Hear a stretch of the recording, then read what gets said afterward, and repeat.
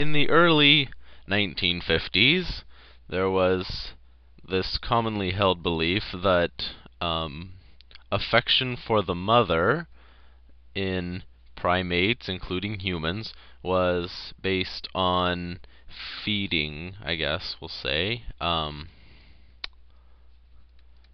Sort of the basic physiological needs, and I guess this includes, reduction of pain and fear, and the breastfeeding was seen as the basis for all of this. The primary ones,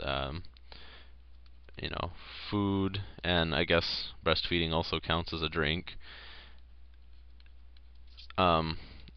These were seen as the primary ones, and then the overall attachment to the mother was seen as sort of secondary to that. And then Harlow came along, and Harlow, I'll just write Harlow, came along and said, maybe this isn't right. I think there's more to it.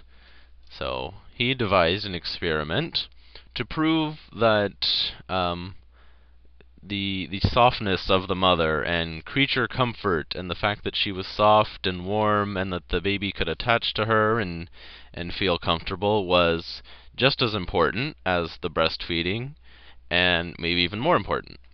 So the experiment that he set up was he was doing experiments on monkeys. Rhesus monkeys, to be exact. They're a little small and they kind of look like people. They have the same proportions, I guess, just smaller. And so he made surrogate mothers. And I'll start with the good one, the one that had the tactile feedback. He made a face that sort of looked like a monkey. He gave it eyes and a little nose, and it kind of looked a little bit scary to our eyes, but to a monkey, I guess it looked like home. And it was symmetrical. I don't know, it had some kind of mouth. And then the body was soft. It was sort of cylindrical. It didn't have arms or legs or anything, but it was fuzzy the whole way. And it also had a light bulb on the inside that it would radiate heat. And then to contrast that, on the other side, there was one that was just built out of wire.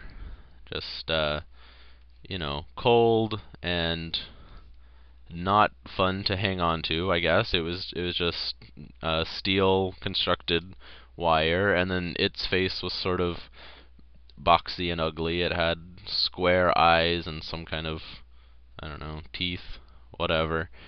And then the monkeys were put into a cage, and they were separated into two groups.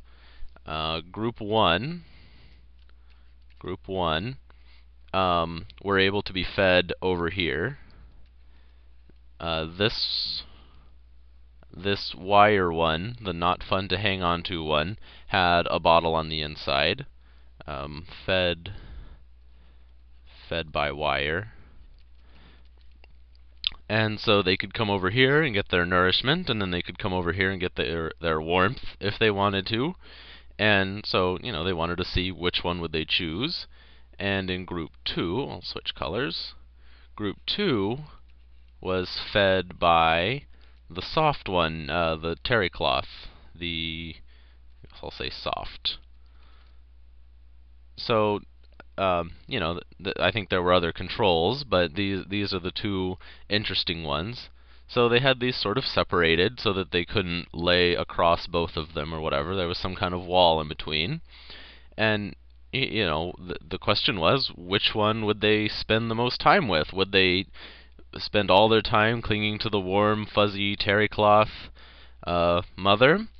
Or would they spend all their time over here hanging out with this one because this one was the one that fed them? What's more important, creature comfort or just food? That was the question. And the answer that they got was that this was where the monkeys almost always hang out. I don't know what the exact proportion was, but the monkeys would just lay around on this one. They would sleep at its feet, and they would, come up here and hug it and give it kisses, and then when they needed food, they would walk around and come to this one and not be scared of it or anything, but they would come over for food and then say, "Okay, I'm done," and go back over here where they felt safe. Um, and then, well, so one of the controlled experiments was they put a monkey in just a room with nothing and saw how it reacted, and that didn't turn out well. The fact that they put a monkey just alone in a room was one of the many reasons that this is considered unethical now, and that it cannot be repeated by current psychologists. But the ones that were completely isolated, they had a lot of adverse symptoms from it. Uh, well, I guess they were still given a bottle. They still had, food and the really what was thought to be essential things. But um, you know, they had, well, maybe they had one that just had the soft mother, and then, for another control, they would have a room that only had, well, I'll use brown for the monkey, that only had the wire mother. Okay? And so the ones that were only given the choice of this mother, they were pretty much fine. They might have had toys or something, but if they weren't, trying to differentiate, the ones that were given the choice between both of them always chose the soft, warm mother. If they were in a room with only the soft, warm mother, they were pretty much okay. If they were in a room with only the wire mother, and both of these were given food, obviously, a soft mother that gave food, they were fine, but the wire mother that gave them food still, they were not okay. The main, I'll use a different color. The main problem with these guys was diarrhea. Diarrhea. That might be something close to how it's spelled, but that was the main physiological symptom, and there wasn't any other difference between the cages. They were both given food and toys and a big empty box to run around in. But just because they didn't have the creature comfort... Oh, I forgot. This is warm also. I forgot to mention that. They both had a light bulb inside, and so this wasn't too hot for them to touch or anything like that. It was warm, at least. It just didn't have the cloth. It didn't have the fuzziness. So, it wasn't that lack of heat caused them to get sick. They still had a light bulb in there. And it's just from the simple fact that they didn't have anything to hug. They didn't feel like they had a mother, and they got sick from it. They weren't able to digest their milk as well, and they ended up with diarrhea. And another thing is, another questionably ethic experiment is they would drop in something scary. I don't know, scary color red. It was actually a mechanical teddy bear that had a drum that he would beat and make a lot of noise and walk toward the monkey, and this is both sides. And so when they put in the scary factor, how did the monkeys react to being scared? The monkeys that had a soft, warm mother would run right over to the soft, warm mother, and they were scared, they were startled, and then they would hug, and they would hang out with the mom for a little bit, and then they'd calm down and they'd be okay, and they might end up going back over once they felt better. They might they might go poke the bear or look around at it or whatever.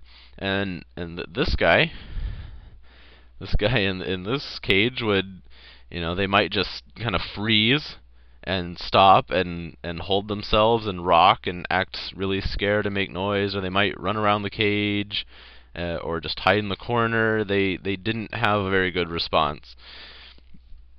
And there were, let's see, I think it was still this group that had just the wire mother. And I should point out that they were separated from their actual mother really early. It was, I think, oh, I don't know, a couple of hours. It was like between 3 and 12 hours after they were born, they were separated from their mother. So, again, at this first part, it wasn't just, oh, this feels like my mom. I remember, hugging my mom, and this feels like her. It's more of an instinct thing. It's just this is what they know they should do in their DNA. So 3 to 12 hours after they're born, they were separated from their mother, and um, another unethical thing. But the formula they were given was actually better for them than the actual mother's milk. It had more enzymes and whatever they needed to live. So, make what you want of that. But the ones that were deprived from their very first moments on Earth, the ones that never had any monkey contact, they never really recovered. When they put them in a cage after this, after that happened, they would put them in a cage with other monkeys, and there's other monkeys around, and then this monkey would just be down in the corner, and he wouldn't go talk to anybody or play with them, and he didn't know how to make emotional connections to anything now. Even if it was just an emotional connection with this soft piece of cloth, that was enough that then these monkeys would be put in, and they would be fine. They would just play with other monkeys. So an important finding was that if primates, I guess you can generalize to humans or any other primate animal, is that if you don't make loving connections really early in life, you kind of lose the ability to, and you always have this wall in between people. And a lot of the actions that this monkey took, rocking themselves and kind of antisocial behavior and that stuff is what we see in autistic people, in humans. So it's just we really learned a lot from these experiments about making loving connections early in life, and even though it was very mean to these particular monkeys, we did learn something from it, and so it has value looking back on it.